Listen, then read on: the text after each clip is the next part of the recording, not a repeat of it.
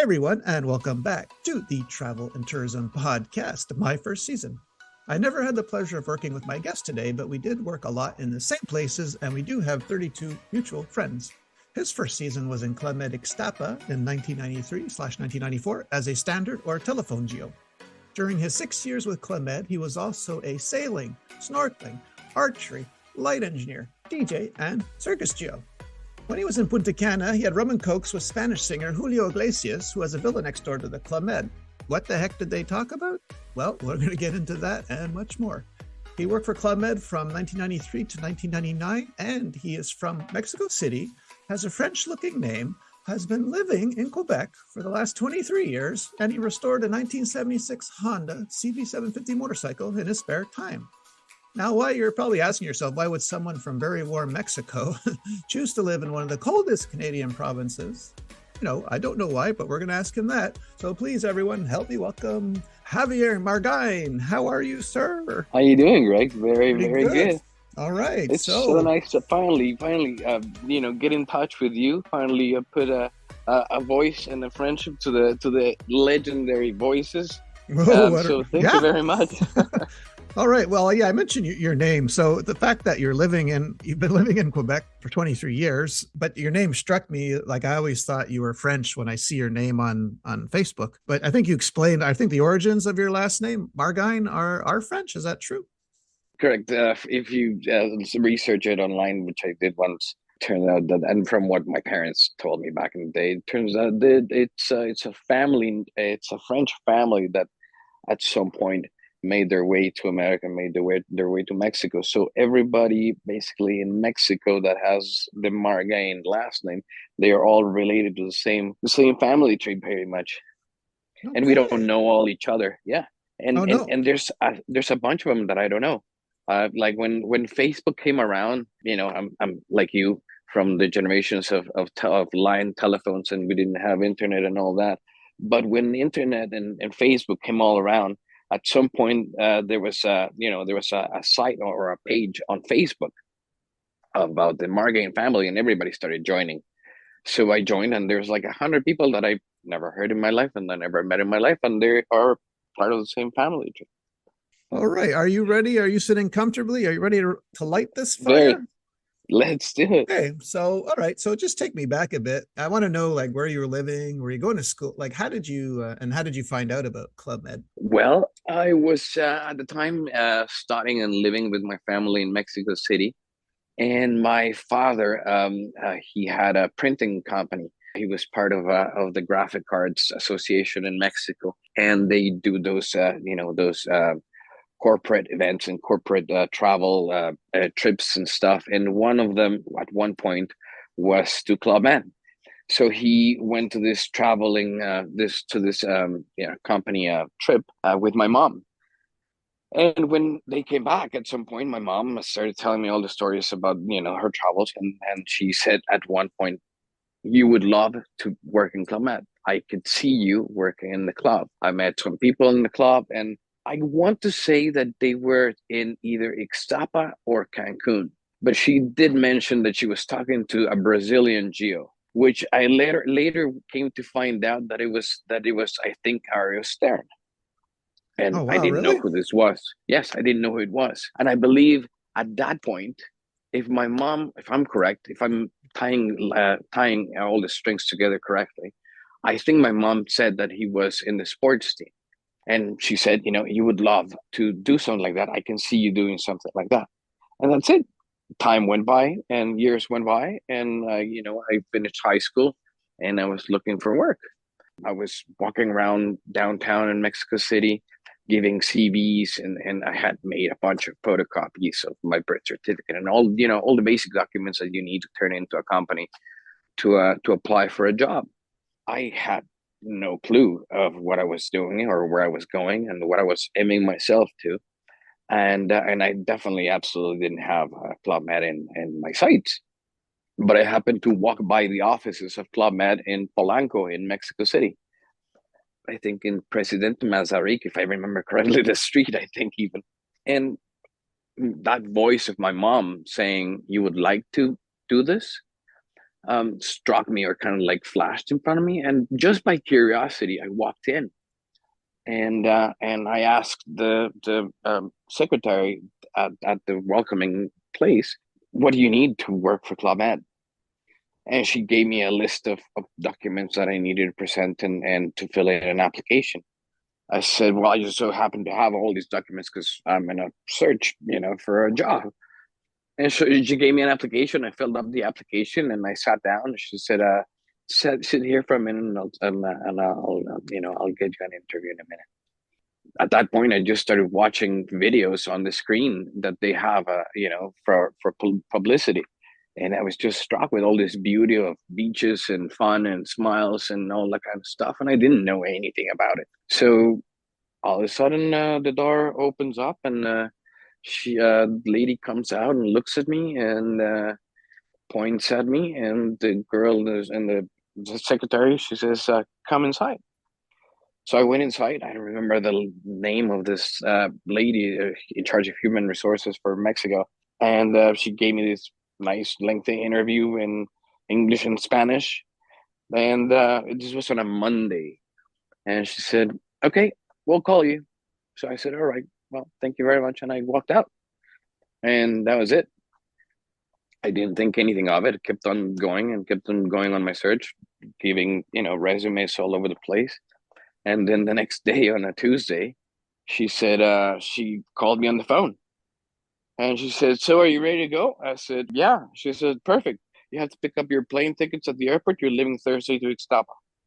I was like, okay. Oh, excuse me. Like, Excuse me 1 second, sir. Now, did you talk about what you were going to do in the village, or you only found out what you were going to do when you got there? no, she told me right there. She Oh, said, "You're going to work in the phones." okay. And that was it. I didn't know anything about it. And that's how I got to the village, knowing that I was a phone geo, but that was it. I didn't know nothing else. Okay. And was it hard to learn that job? No, No. no, it Okay. was super Okay. easy. And I absolutely loved it because the schedule was amazing. I mean, there was three of us in the phone office. So we divided the schedule of the phone office in three. One of us started at 8 o'clock in the morning, finished at noon. The second one started at noon, finished at 6. And the third What? one started at 6 and Oh, finished at midnight. okay, this makes sense now because I'd only encountered this position in Playa Blanca in '96, and Vladimir Uh-huh. Malin was doing it. So Yeah. no wonder he was always in a good mood. And I was feeling bad for him, stuck in that room. But now I know that, oh my gosh, you guys had depending how you did your schedule, you had some free time, I guess, right? It was awesome because the way the schedule was made, if you worked in the morning, then your next scheduled day to work was at night. You would skip one. And then if you worked at night, you didn't start early in the morning the next day. You started at noon. So in between shifts, you had a lot of time.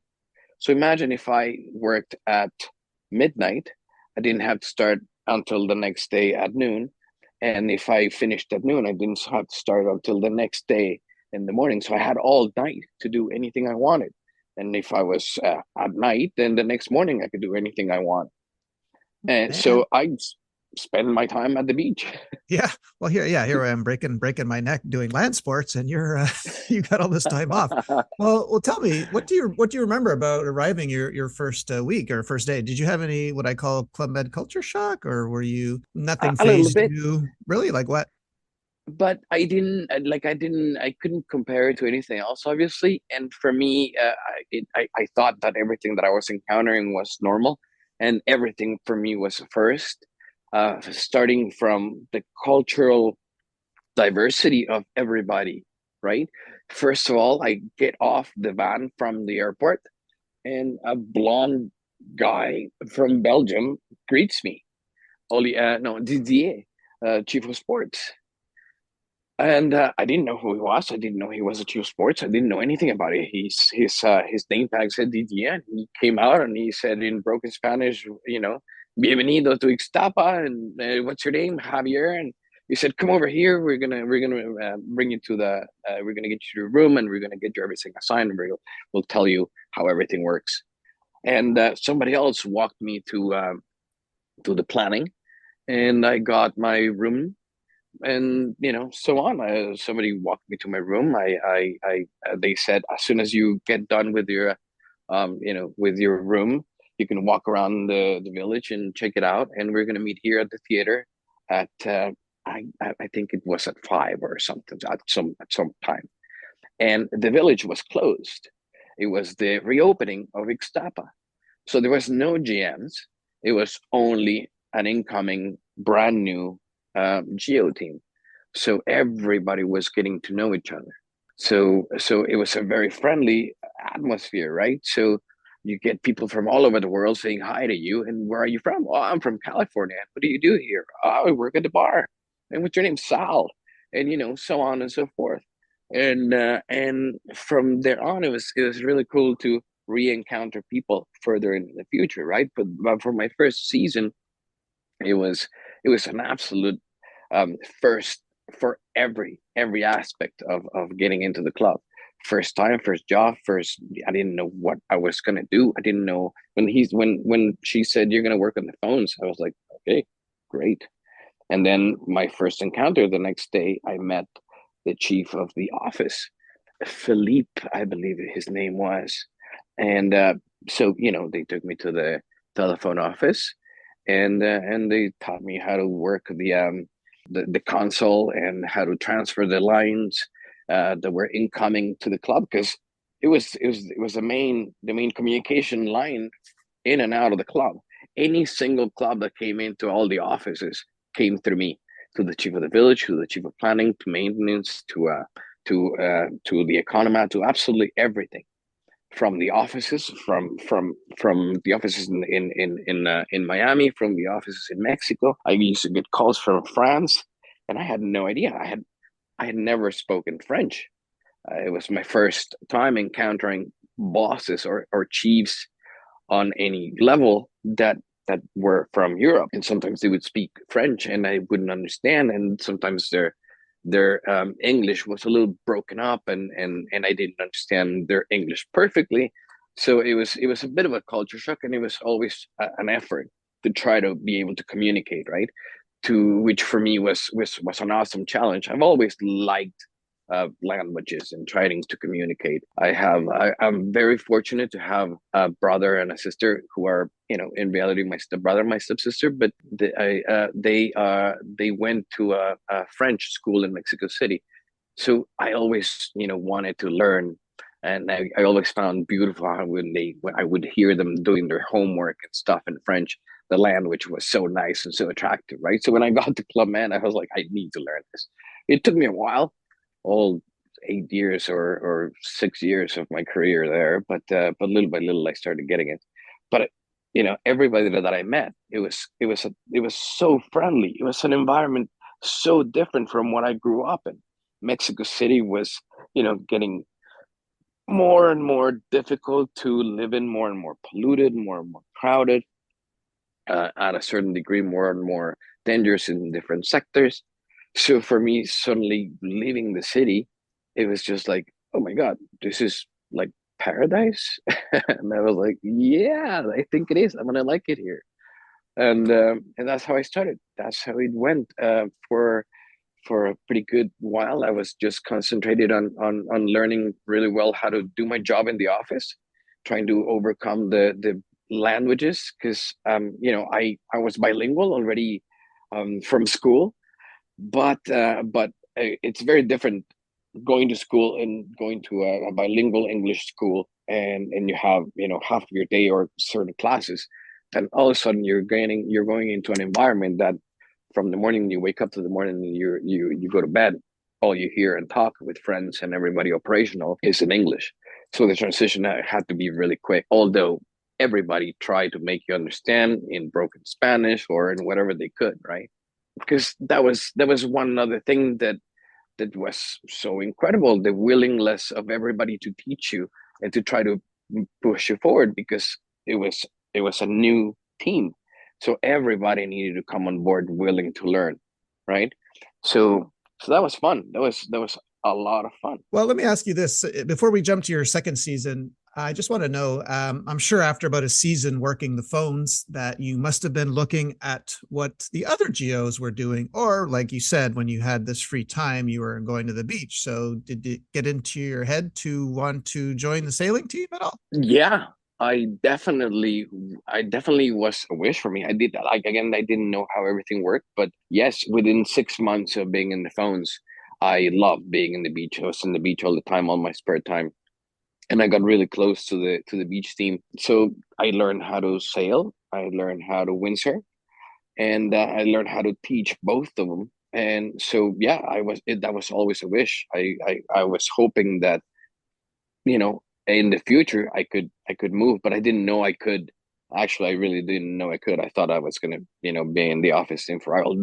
Later in the season, I learned that there was something called the wish list, or and that I could ask for something else, and I was like, oh, okay, great. So, your second season, they send you to Watuco, summer of '94, with Le Fils, and I believe you started with telephone, and then you finally got to switch to the beach team. Correct? Yes, yes, that's exactly What correct. was that season like? That was a lot of fun. I didn't last long in the telephones. Again, every time I was free, I was taking advantage of my time off, and I was going to the beach all the time. And I made really good friends with the beach team. And one of the beach guys was finishing his season, and he was leaving. And Christy Harrington, the chief of sports, saw me all the time on the beach, and came to see me on the phones and asked me if I would be interested on switching to the beach. And she said, "Don't say anything yet. I'm gonna try to see if I can make it happen." And she spoke to Lefise and did what she had to do, and she got me the switch, and I was just ecstatic. So because I was hanging out with the people, the part of the team, I liked everybody all the time in the Geo team, but I was really close to the beach team. It was really cool people that were teaching me a lot, and it was a lot of fun. And I really fell in love with windsurfing, even though I was in two clubs that didn't have the best wind from what all the professionals were telling me about. But for learning, it was perfect, and for me to learn teach beginners, it was absolutely perfect. So, you got any stories, funny stories from that season with Le Fils? Anything happen? Oh my goodness, a Well, lot of things happening with you know, with you uh, know, with you know my rules. So, tell me the tell me the appropriate ones. Okay. oh yes, no, no, no, Okay. absolutely. Um, that season was a workout. Oh my God, you remember Huatulco, such a big village. There's so many stairs, eh? And uh, that I was going through a time in my life that I was having a partying. I was partying too much, and I was having a really hard time waking up on time to be early. And at some point, Mr. Lefis came knocking in my door, Uh-oh. and yeah, he came knocking in my door. And I don't know if you remember. I hope you remember the balconies. Well, I didn't know who it was. I was freaked out. I was scared, and I jumped from the balcony, from the my balcony to the balcony underneath me, and which actually switched to the other side of the doors, that you could go down the stairs and go through another corridor and get down. I went somehow cross country, and I made it down to the lobby before he actually turned around and Excuse me, figured excuse out me. that I was What? late. Excuse me 1 second, Javier. It sounds like you did this route before. Okay. Was this the first time you did this route? Doesn't sound like it. Was a It, sounds well, like you're doing I parkour here, but you knew I what you knew where to was go. no, Okay. I was totally doing parkour, but I wasn't sure where I was going, but I knew that a couple of rooms further down, it was one of my buddies' room, which we used to party once in a while, and we used to launch each other's things, water balloons and stuff from balcony to balcony. So I knew that if I could get to his room, I could get out the door and down the stairs and out to the hallway, or down to the other, pathway to get down. So somehow I did it. I jumped from one balcony to the next one. Then I hopped over to the wall that was in between the two separations, or the two sides, and I got to the door. And obviously, you could open it from the inside.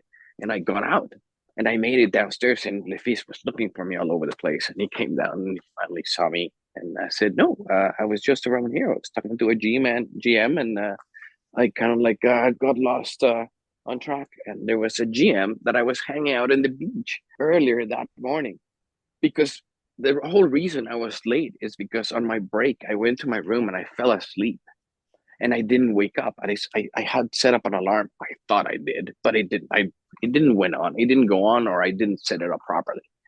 So so that was it. I was late, and he almost caught me.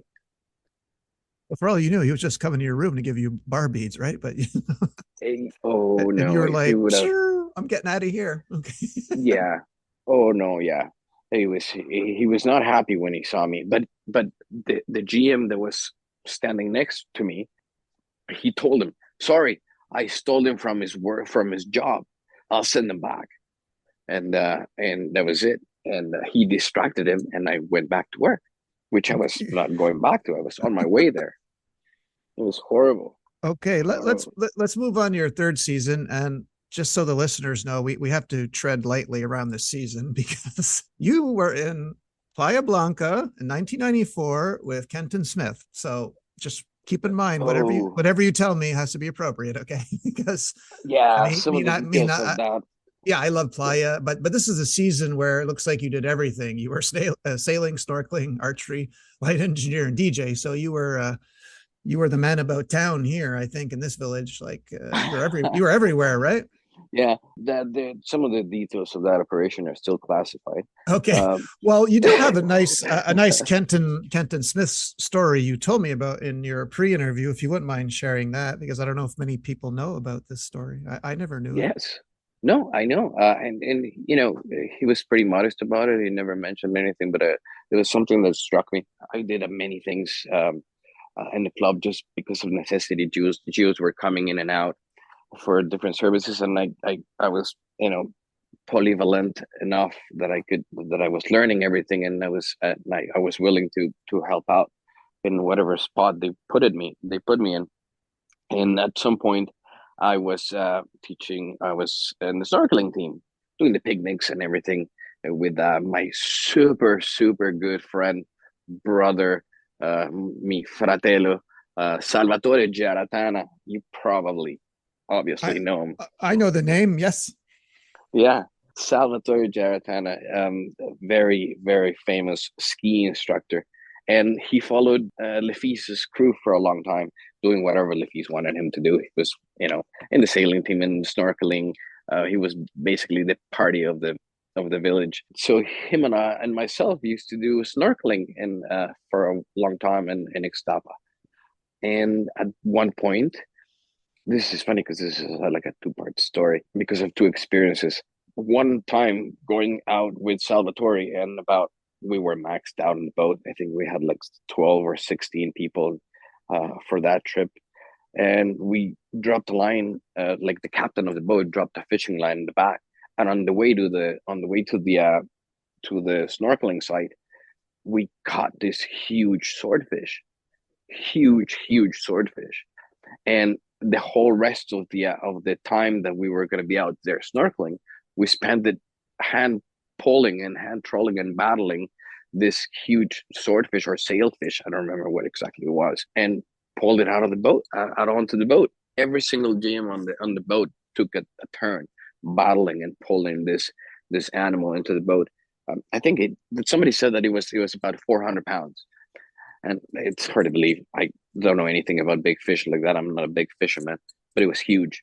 And we went back to the village, and they cooked it for the whole group. From the you know, in the kitchen, the chefs did a whole display of it and the for the buffet that night, and it was amazing. So that's one story about snorkeling with Salvatore and Playa Blanca. And the other one that you were referring to is one time we were coming back from snorkeling with a group of GMs, obviously. And as we were turning into the bay, to go into the bay of Playa Blanca, you remember there was an island in front of it, Yes. and this island had a bit of a C shape, and the west side of the island that faced the ocean, the Pacific Ocean, used to have very big swells. And as we were coming in, and obviously from the sailing from the beach, that was the boundary. You were not allowed to pass some buoys that we had set, and visually we would tell all these people, don't pass that corner of the island, stay within the inside of the bay. And as we were turning around, I suddenly saw a piece of white somewhere in the surf on in the inside of that C-shaped island, and I couldn't make out what it was. And I got the binoculars from the cabin from the boat, and we looked up, and it was a shred of the sail, one of our sailboats from the beach. And as I pan around on that C-shaped cove that was getting smashed with very big swells, we in fact cut that trip short because the swells were too big and people were getting seasick.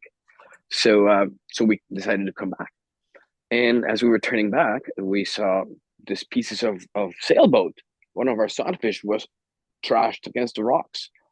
And as I'm looking around, I see this blue spot crawling up the rocks. And there was this GM trying to get off of the surf, climbing into the rocks. And those rocks were crawling of sea urchins. There was just black spots all over those rocks. So I tried to jump in with sandals and a tow line to try to get up onto the island, but I was doing it wrong. I was going it face first from the from the surf, and it was just too dangerous. I was not going to be able to do it. And in the meantime, I had told the captain, called the club, get the rescue boat here. And they had done that immediately. They called obviously the beach team and they launched the rescue boat. But they called obviously the chief of sports and the chief of village. And Kenton jumped on that rescue boat, and he was coming hot, boy.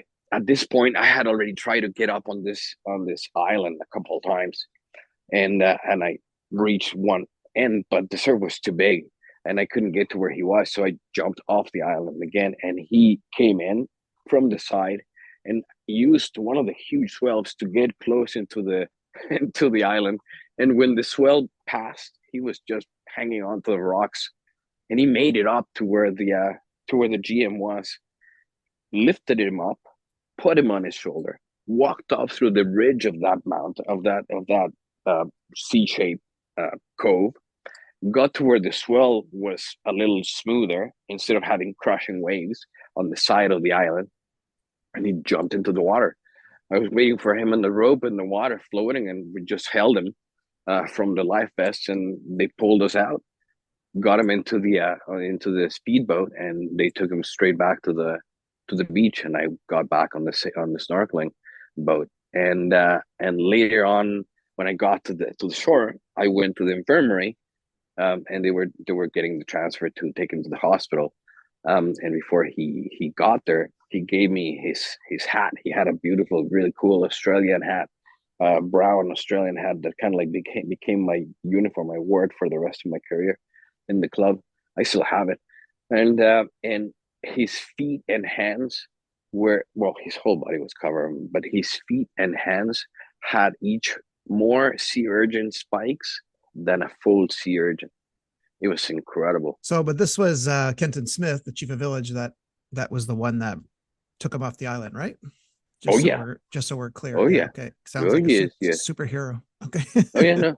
Yeah, no. And he never mentioned anything about it. I was just like, wow, man, you did a really good job. I was like, no, I didn't. How Kenton was, particular. But it was great. It was an amazing season. All right. Now, after Playa, you go Sonora, Ixtapa, you take a break back to Ixtapa. But the season I'm curious about that you did was summer 98, Turks and Caicos with my old chief, Lulu, who was then replaced by Momo. But I believe you were there with Gus. Gus was still there, I believe, with Lulu, right? Yes. Was that chief animation? It must have been a fun season, no?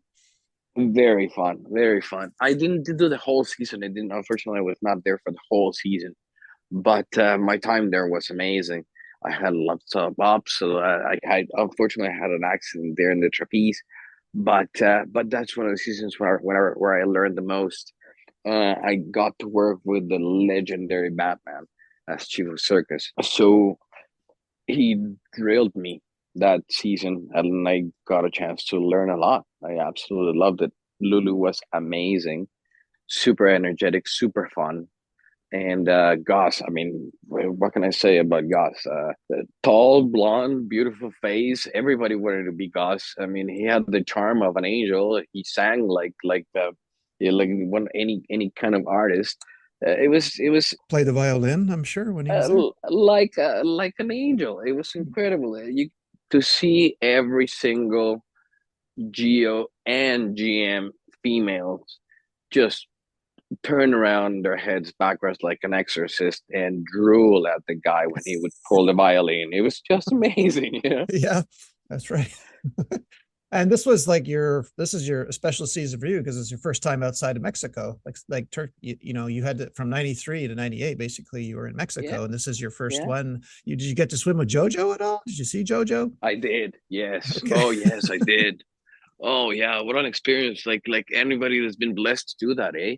It was just amazing. And when I showed up, I would hear, JoJo here, JoJo there, and I used to hang out with the water ski team a lot, and I think that's one of the first times that I saw it.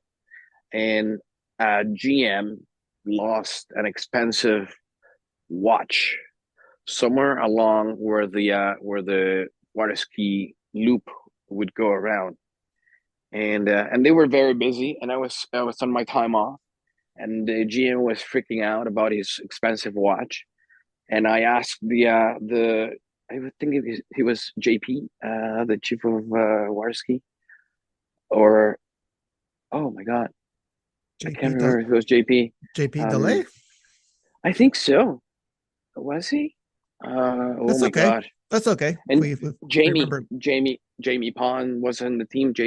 And I remember asking him, well, if you want to, I can just swim around and snorkel around and see if I can find it. Where do you think you dropped it? Around there. And he said, no, you can't really do that. We're passing around with the boats. I said, well, give me a buoy. Let me just go in with a buoy, a diving buoy. And that's what I did. I tied up myself a diving buoy and I started swimming around. And the ski boats were going left and right of me. They knew exactly where I was. Obviously, everything was calculated and safe. So I was just snorkeling for this watch, and all of a sudden, you see this huge shadow and this huge figure swimming around you, and that's where I saw him. And he spent, I don't know, about 15-20 minutes with me in the water. I was just, I forgot about the watch all like in 1 second. My attention was just going to JoJo, and that was it. Wow, that's a pretty special moment. It was awesome. What's it like being on the circus team in Turks and Caicos? Tough. Yeah. Okay. um, tough. I was learning a lot. It was a stage of my learning curve of circus that I was trying to progress very hard, and I was working really, really hard. And when I got there, Batman was my chief of circus, and the only thing was I wanted to do was impress him. So I showed up the day before the trapeze show. So we started practicing after the session, and after the session with the GMs, and we started practicing for the show the next day. And I flew so incredibly hard that I absolutely ripped and destroyed my hands so bad that he took me off the show. I couldn't do the show. I couldn't fly the show the next day because my hands were completely shredded to shrivels. It was done. Were you a flyer? Yeah, I was a flasher. I was a catcher as well, but I was one of those light guys in the circus team, so I was basically a flyer. Yeah. Okay. You have Hmm. any other stories from Turks and Caicos that you could tell us? Yeah, funny. I don't know if I sent you a picture of it, but if not, I'll send it to you. There's one time I had this boxers of a smiley face. a yellow smiley face.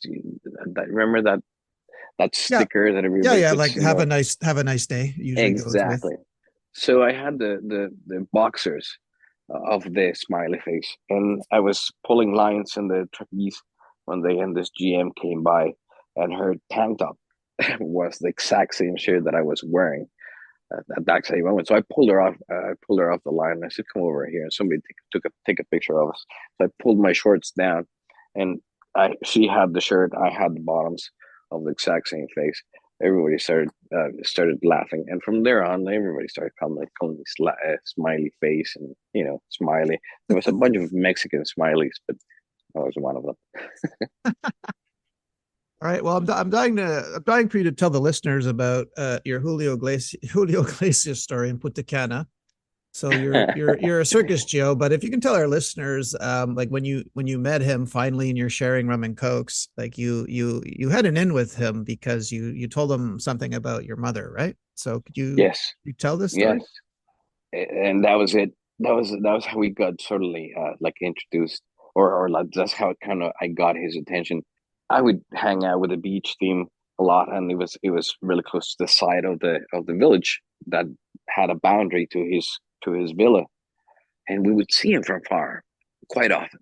And this one time, I approached the barrier or the boundaries, and I said, Mr. Iglesias, hi. I said, my mom and is one of your biggest fans. She's always loved you. And he said, oh, thank you very much. And I said, and I told him, I said, and the greatest thing is that she married my dad because he looks like you. So he started laughing. I said, no way. And I said, yeah, I swear to God. I said, at least when he's mad at him, he tells him, the only reason I married you is because you looked like Julio Iglesias. Now my son's working with him in Punta Cana. I'm leaving. So he invited us over. And from there on, every time that he was around, he would go over and he would pull out this really good bottles of wine and bottles of rum. We used to have, the regular, what was it, Brugal, Oh that delicious rum yes, from Punta yeah, Cana. yes. We had lots of bottles there with him. That's it. So this would have been your last season. So anything interesting happened to you besides meeting the guy that looks like your father? It was an amazing season. Great friendships. At this point, I was working as hard as I could at my trapeze. I I used to meet throughout my career of the club. I met some of the greatest legends of trapeze, Darwin, absolutely everybody that made a big impact in Club Med in the trapeze schools. I was huge fan and a good friend of Bob Christian's. So so I was working really, really hard, and I knew that at my age and at my stage of life, I was most likely not gonna get as good as all these legends that I had met, but I definitely thought that I could at least be proficient enough to be a good instructor.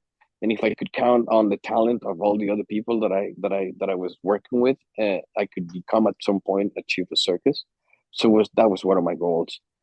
So I was working really hard for that, and it was an amazing village that taught me a lot.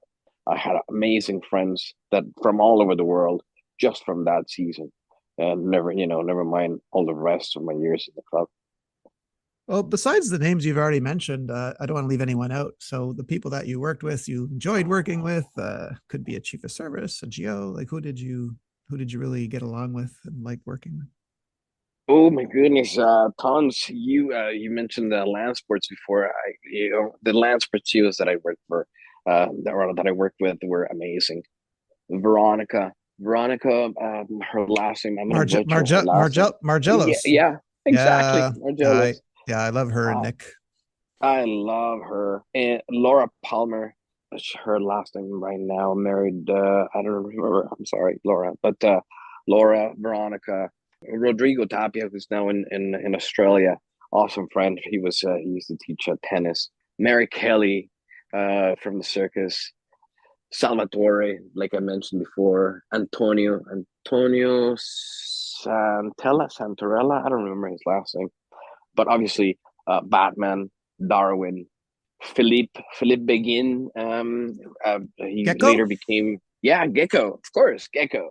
Yes, he became after she was sports. I met him when he was just mini club Geo. We used to go surfing in Ixtapa. Funny stories from there too, but I think some of them are classified still. Yeah, that's right. They're all redacted, I heard. Yes. Well, Yeah. who anyone else? Let me see. Was Ivan Covarrubias. He was a chief of circus with me. I don't know if you know him, Anton von Dusterdorf. Oh, never heard that Um, name before. No. no, he came to the club. He came to, I believe he was with me in Punta Cana or in Ixtapa, one of the two villages. I don't remember. I don't remember. My mind gets fuzzy there. But he came to the circus team after being in Cirque du Soleil. His story before that, he was a diving Olympic diver, a pool Olympic diver. So his transition from the Olympic diving team to Club Med to circus was very particular and very easy for him, to say the least. He came in, I taught him how to fly with lines in 15 minutes. And he was flying higher than I had ever flown in the years that I had learning trapeze. He was catching within a month. He was throwing a double within that same month. At the end of the season, he was close to catching his triple. Just amazing Where talent. was he? Where was he from again? Or what was his last name? Arizona, What was his last? Anton von Dusterdorf, I believe. Okay. Okay. We did, I think, Playa Blanca Well, together. yeah. Well, I guess I he, think. being a diver, he already came with his aerial awareness, right? So I guess that is when you can do all those flips in the air, then he knows where his Oh body yeah. is in the air because of diving. So yeah, that Oh that yeah. would be a easy transition for him. Yeah, for him to transition from landing either on his head or on his feet to on his back was extremely easy. He Yeah. put us all to shame, all to shame. And do you ever think about like, is there anything you miss about Club Med? Like the three, because I know well, I definitely know if you're in Quebec with me in winter every year, you probably miss Club Med more in the winter, right? I do. I absolutely do. I miss a lot of things. I miss the food. Yes, me When I too. started working in Club Med, I gained I think 14 kilos in my first season. Like really quick, and like the first couple of months, I was the buffet is just like, there's it's the best food the tourist industry has in all around the world. I mean, you have chefs from everywhere around the world in every single village, so the food is bound to be delicious. The And product someone and varies. someone uh, and someone makes it. Like you don't have to make it. Someone makes it for you, right? You just It's show up ready. and You it's show there. up and eat. Yeah. Yeah, absolutely. Dishes? What dishes? Let me tell you, that was Yeah. the biggest backward shock, and the thing that I hated the most when I came back to life after Club Man, having to do the dishes and cooking for myself. Yeah. Oh no, I was spoiled for too long. It's true. Yeah, the traveling. Obviously, the traveling. The traveling is, it was amazing. And I was traveling with Club Med prior, 2001. So it was a lot freer. I used to travel with all my circus equipment on my carry-on, juggling knives. I mean, all kinds of whips, all kinds of stuff. Oh boy. Okay. Whips and knives. Oh boy. Okay. All right. Yeah, And of course the smiley face boxers, right? yeah. You want to hear one last really funny Yeah, story from circus? sure. At one point in, when was it? Second season, Watulco. I was learning archery by the Japanese geo that we had. He was amazing. And this GM came in with his suitcase, and on his suitcase, he pulled out a couple of tomahawks and a couple of throwing knives. And his belt was a 4 foot long bull whip that he had wrapped around, and in his suitcase had another 8 foot long whip and another 12 foot long whip. And I said, "Oh my God!" And he introduced himself as Jack the Whip Wrangler. And later on, I researched him. He happened to have trained Harrison Ford for Indiana Jones. Oh, really? Oh, wow. Yeah, and he taught me how to crack a whip and throw knives. So between the circus team and myself, who obviously really liked the idea of throwing knives at something, and we started getting really good. And then when I joined the circus, it became part of my shows for the circus show. I would do a little gig with a whip, popping balloons, and those fake knives popping balloons in between the arms and legs of a GM and stuff as a gag. So it was a lot of fun. Yeah, Was Jack it the Whip Wrangler, Jack the Whipper? Like Jack the Jack Whipper? the Jack the Whip Wrangler. Oh, Jack the Whip Wrangler. Okay. Yeah, yeah, that was his stage name, I guess. Was he American? Yes, he was. Yeah, Okay. No, I did. That must have been a cool thing to see at Club Med, right? I mean, yeah. He happened to do a show. Remember the famous GM show? He was obviously in it, and he did a really cool act where he would stand 8 to 12 feet in front of another GM or a GO. I don't remember if he chose GMs or GOs. I think he chose a couple of us, a couple of GOs to do the act, and we would hold a cigarette with our arm extended to the side, and he would whip off the cigarette of our hand. He put, somebody from the land sports onto a board, and he was going to throw knives at it, and they switched it for a mannequin, just before. And he nailed every single balloon. He was really good. I mean, obviously, he did that for a living. great story. Thank you. Yeah. Okay, sir, we are coming to the end of our time, but I have a question for you. Actually, it's in two parts. Yes. Number one is if someone was listening to this and they're hesitant about applying to Club Ed, should they do it? And second, in your journey, would you have changed anything, or like are you very happy that you work for Club Ed? I am extremely happy that I worked for Club, and it was the best time of my life. I learned everything that the club offers. For me, it was a first, and it was just it's a mountain of knowledge, people, contacts from all over the world, friends from all over the world. If anybody he wants to join the Club Med and is hesitant and they don't know if they're gonna like it, well, try it and do it. Don't hesitate.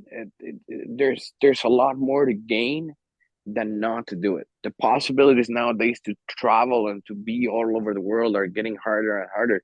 Do it. The only thing you're going to find is a lot of really happy people. All smiles, right? Yeah.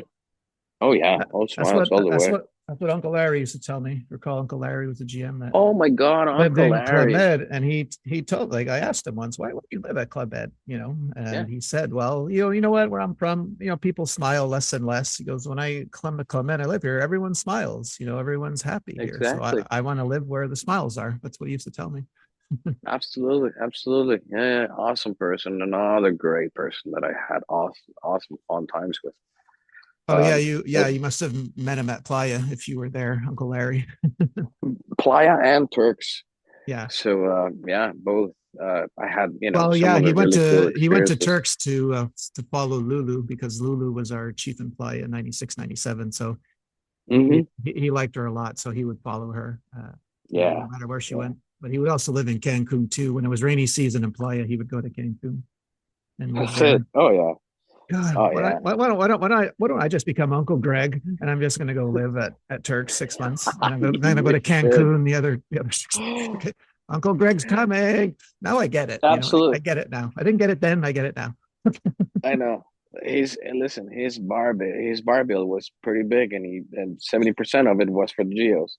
That's right. Um, And he good loved, I guy. don't know if you know, he loved Mexican GOs. He was, Yeah, GMG. He was always telling me, yeah. he respected the heck out of you guys. He always told me that.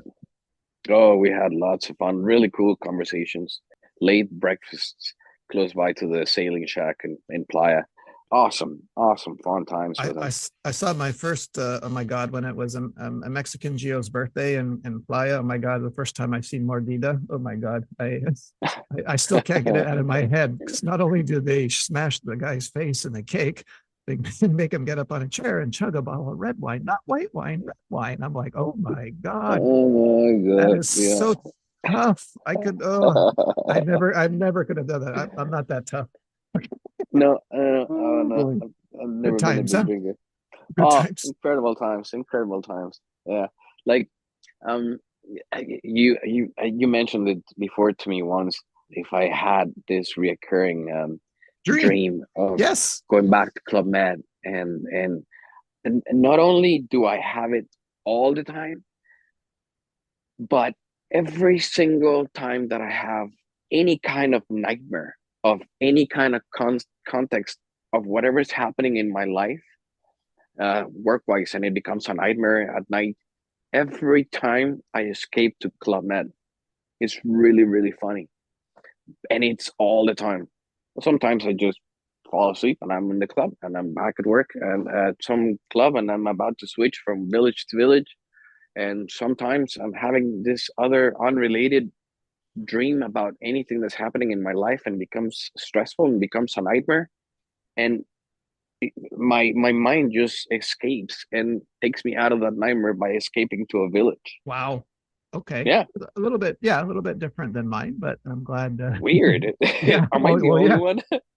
Oh, yeah. Mine is just that I'm working an entire day. Like I'm literally caught in my dream the entire day, and I can't get out, and I'm working. I'm not like working 2 hours and then I'm off at the beach. But and oh, let me ask you this: when you stopped Club Med, were you saying hi to everyone that you crossed on the street, like when you got home? Like I couldn't stop saying hi to people, and they were looking at me really funny. I don't know. Did you get that? That I did. happened to you? I did, and but I just was, I mean, I was lucky that it was a sort of a transition because when I stopped working for Club Med, I came to Mont Tremblant to teach trapeze and circus arts, Okay, and that's how you came to Quebec. yes, I had an invitation to come to teach trapeze at a ski resort. I don't know, for the people that don't know what Mont Tremblant is. It's a big ski resort in the north of Quebec. And for the summer, they were opening a trapeze school, XGOs as well. And so I came to teach here, and so I was again saying hi to everybody, greeting everybody, teaching, in the same circus or trapeze environment, but outside of the club. So it helped me a little bit. When I stopped working for trapeze and suddenly I was doing something else, then people would look at me like, "Oh, this is a really friendly Mexican," but that's it. Then you love -40 winter so much, you decided to stay here for 23 years, right? I know, You're like, screw I Mexico. It's too warm and hot there. I'm going to stay know, right here. I know. Yeah, well, Have devotion you to kids, eh? did you develop a taste for poutine? Do you like poutine? I mean, I like it. Do you like Absolutely it? love it. I am a Okay. poutine addict, 100%. Yeah, if you Okay. can put smoked meat on it, even better. Oh, okay. And He's grilled been onions. he's he's been here a while, folks. He knows about the smoked Yeah. meat. Okay. Favorite beer from here? You like Labatt um, or do you like Fin du Bon? I don't drink anymore, but when I used Okay. to, Stella. I've always Stella. been a Stella drinker, Okay. Yeah, very or classy. Heineken. Stella or Heineken. It's just been my two to go beers whenever there's no Corona. Okay. All right. Well, Javier, this has been more than kind of you to share your story with us. Like, really, from the bottom of my heart, I really thank you for coming on today and letting us know about your story. Absolutely pleasure and an absolute honor to finally be able to have a conversation with you. And thank you very much for bringing me back all these memories to all these amazing people and amazing places that made everything that I am today. I would definitely not be here and I wouldn't have my family and I wouldn't be who I am if I would have not spent the time that I spent in Club Man. Very well said, sir. Very well said. Well, Thank you. everyone, that was the one, the only Javier Margain from Mexico, now living in Quebec. We claimed him. And now I'm going to let you just say goodbye to all the listeners. Take it Everybody, away. thank you guys very much for listening to us. Thank you very much for being part of my life. Love you and miss you guys all. Take it easy. Have a great, great, great time.